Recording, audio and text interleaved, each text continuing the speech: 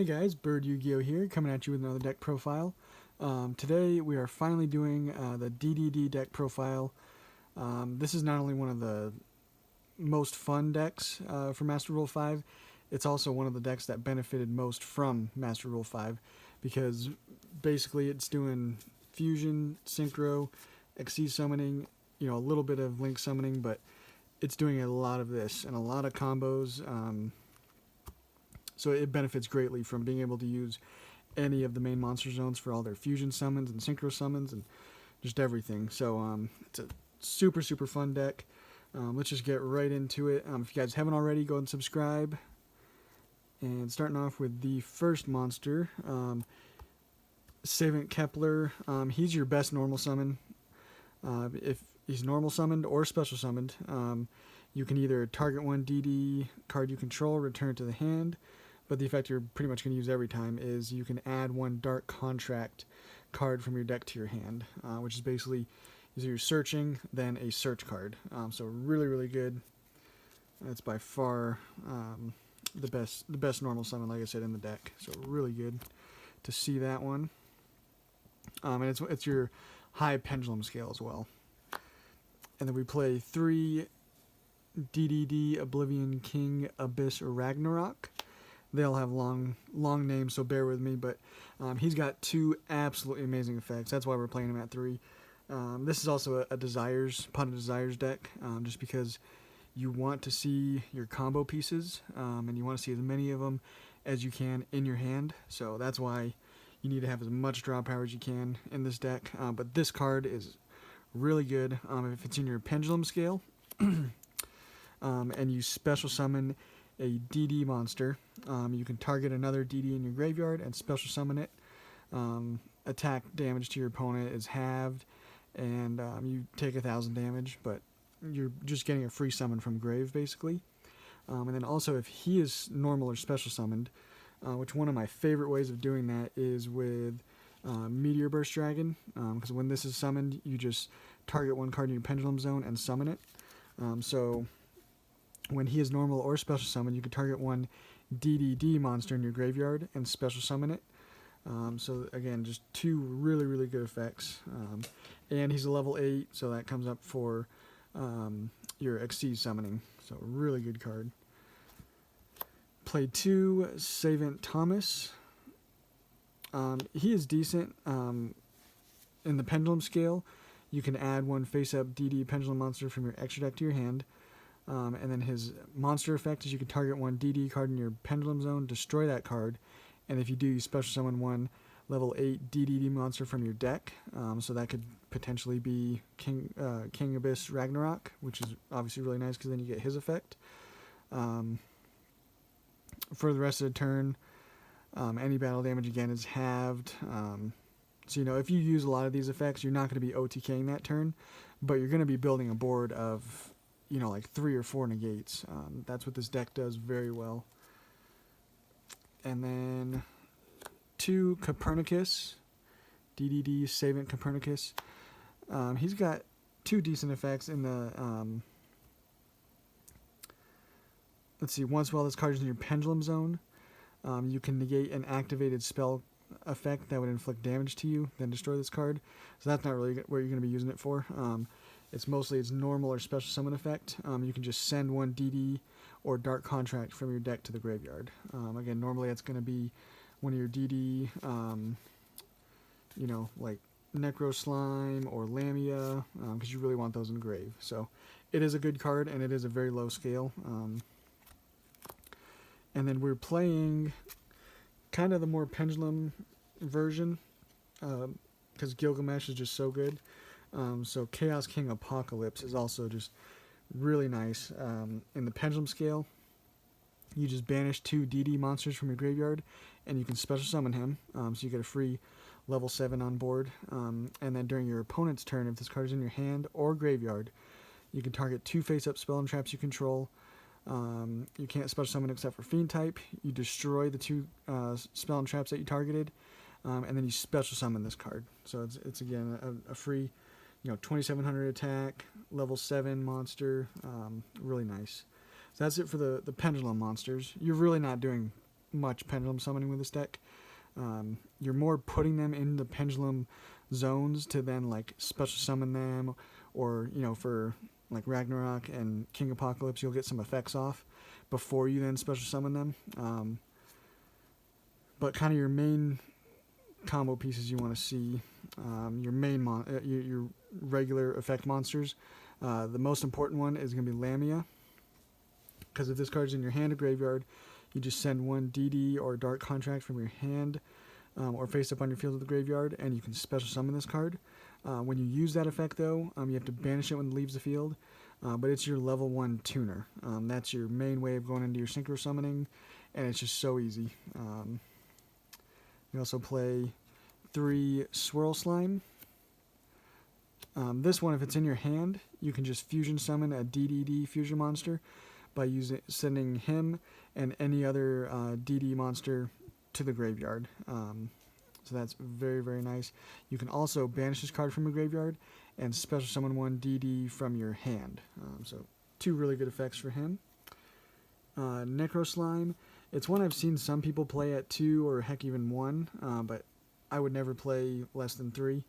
It is amazing just opening up Necro Slime and Swirl Slime. At minimum with just those 2 cards, you're getting 2 fusion summons, because when this is in your graveyard, you can fusion summon one DDD by banishing fusion materials from your graveyard. So basically, you have these 2, you'll send these 2 to fusion summon, and then you'll banish these 2 to then fusion summon another one. So just with 2 simple cards, you're getting 2 easy summons. I feel it's definitely necessary. And then the last of the monsters that we play, 2 Supreme King Kaiser. This card is only good when it's pendulum summoned. So ideally, you'll want to, set up your pendulum zones with Gilgamesh, get him to hand somehow, and then going second, this is like one of your win conditions. It's just a really good, easy way to OTK, because when it's pendulum summoned, all face-up cards your opponent controls have their effects negated until the end of this turn, and then during your main phase, if this card is pendulum summoned, you can target up to 2 cards in your spell and trap zone, destroy them, and then you could destroy the 2 cards that you had in the pendulum zone, and then for each card destroyed, this card gains an additional attack. So, and he's 2800 attack, so he'll be attacking 28, and then 2800 again, 2800 again. Really nice, a lot of damage just off of 1 simple card. So yeah, I really like him, especially now with Gilgamesh out. It's just so easy to summon him out now. So that is it for the monsters. Spells. We don't play any traps, so it's all the rest of the deck is spells. The most important card, your search card, Dark Contract with a Gate. During your main phase, you just add 1 DD monster from your deck to your hand, and then during your standby phase, you take 1,000 damage because it's a continuous spell. But you're basically searching that off of Kepler. So Kepler searches your search card. Really nice. That is an amazing card to have in the archetype. The other one that's possibility if you already have this in hand is to get the Dark Contract with the Swamp King, because this is another way of fusion summoning. It's another continuous, and you can just fusion summon using monsters from your hand or field. And then if summoning a DD fusion monster this way, you can also banish monsters from your graveyard. So he kind of is Swirl Slime and Necro Slime basically in 1 card. And again, during your standby phase, you'll take 1,000 damage from him. And then since this is a super, super combo heavy deck, Called by the Grave is one of your best friends, because most of the time you need all of your searches just to make a crazy board. So Called by the Grave, definitely need to play it in this. And then now we're getting to like our draw cards. 3 Pot of Desires. You just have to get to your Lamias, your Swirl Slimes, Necro Slimes, your Ragnaroks, you just need so many cards in your hand. Pot Desires, absolute must. And you can't play Extravagance in this kind of deck because you rely on so many different extra deck monsters. So Pot Desires is absolutely amazing in this deck. Same with Allure of Darkness. Every single monster card you play is dark. This is never going to hurt you. Allure of Darkness is amazing. Upstart Goblin, we're playing 40 cards, so again, we need to see cards. Just one Pot of Avarice, because most of the time, you're wanting to do stuff with your graveyard rather than shuffle them into the deck. But it comes up. Definitely, of course, late game too. And then Foolish Burial to send usually like your Lamia or Necro Slime or really whatever you need in the grave. And then one Monster Reborn. Again, that should be pretty obvious. So that is the main deck. Again, 40 because we want to see as many of these as we can. Just to go off with our combos and just create a crazy board. And then the extra deck. One of your best fusions is going to be Flame King Genghis. He just requires 2 DD monsters.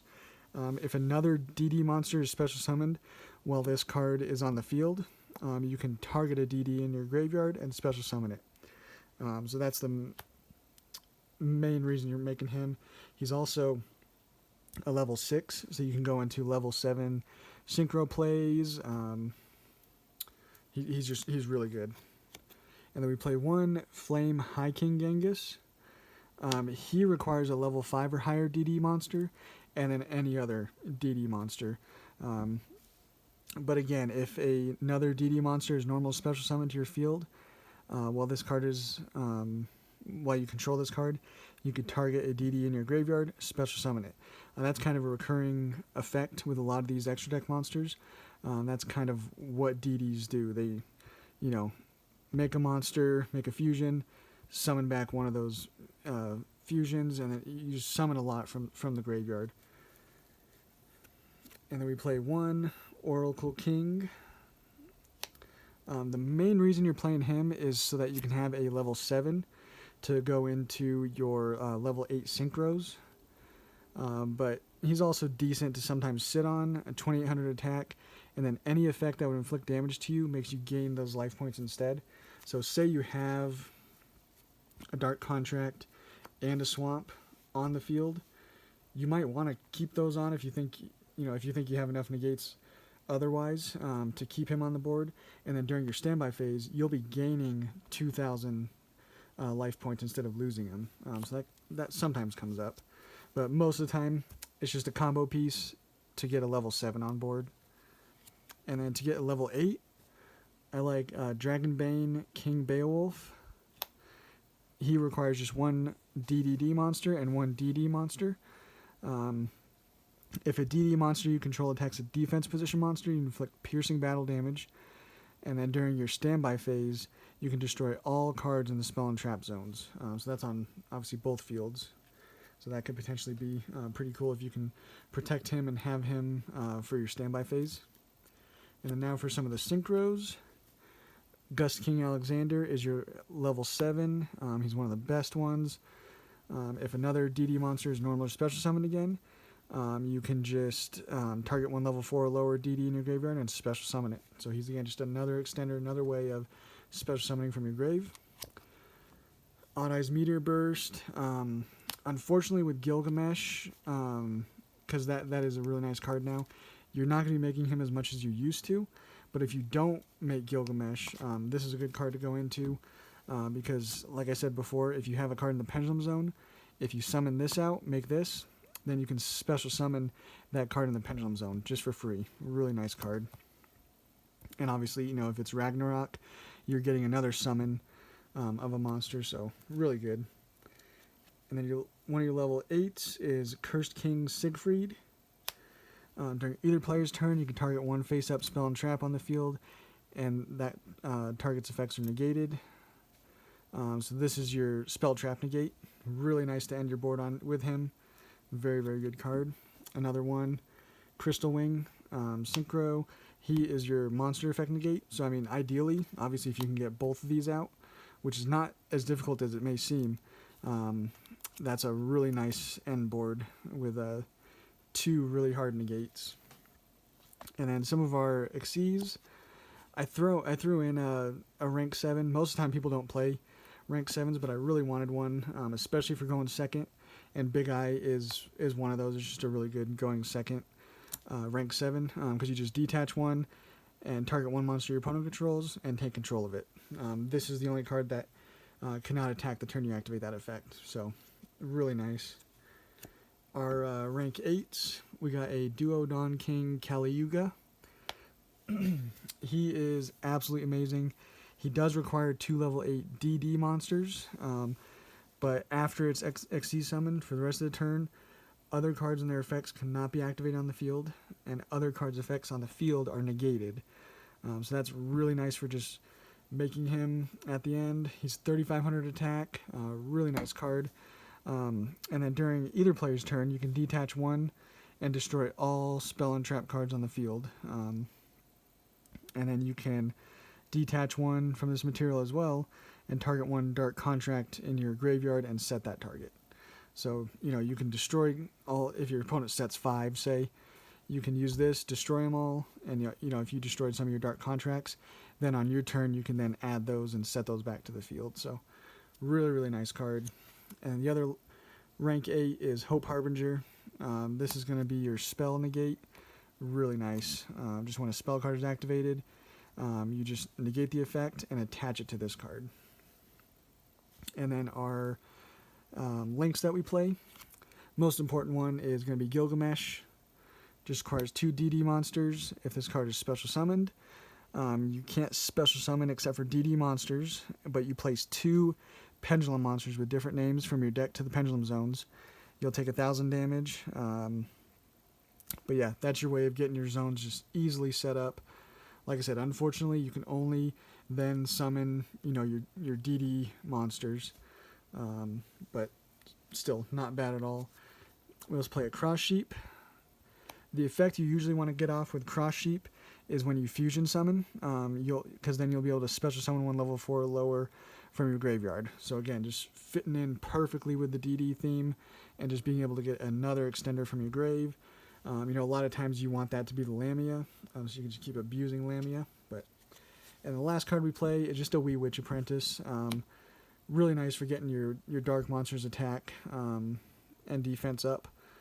So, and then also if this card is destroyed, you can target one dark monster in your graveyard and add it to your hand. So decent enough for me to include in here, and it's nice budget.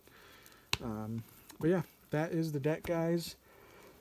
Like I said, it's super fun. You can do so much with this deck. It's just like wide open depending on what you open up and what you think of to do with your combo pieces. You can do so much with it, so much different stuff. But yeah, check it out. It's a really fun deck. So if you guys haven't already, go and subscribe, and we'll catch you on the next one.